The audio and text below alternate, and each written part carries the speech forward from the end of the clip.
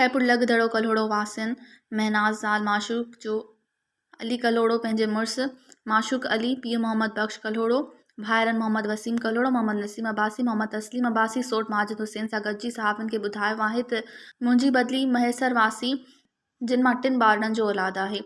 मरहूम ग़ुलाम क़ादिर कल्होड़ो जी वफ़ात बाद मुंहिंजे पीउ ऐं भाइरनि मुंहिंजी माशूक अली कल्होड़ो सां शादी कराई आहे। उन ते मुंहिंजे अॻे मुड़ुस रिश्तेदार हाजी अमानुल्ला अब्बासी एजाज़ अली ख़ादिम अब्बासी ऐं सदाम अब्बासी वारा सख़्तु कावड़जी पिया आहिनि ऐं उहे मूंखे मुंहिंजे मुड़ुसु माशूक अली ऐं पीउ तोड़े भाइरनि ऐं सोटनि खे खून करण या कूड़नि केसनि में फासाइण जो धमकियूं ॾेई रहिया आहिनि, जंहिं करे असांखे सख़्तु माली जानी ख़तरो आहे।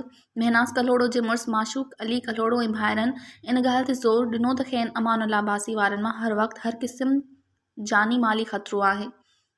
हुननि SSP खैपुर खे अपील कई त हिन मामले जो नोटिस वठी असांखे तहफ़ुज़ ॾिनो वञे। मज़ीद ख़बरनि ऐं तफ़सीलात लाइ विज़िट कयो असांजी वेबसाइट www.awamiNewsHD.com ऐं ॾिसंदा रहो अवामी न्यूज़ HD।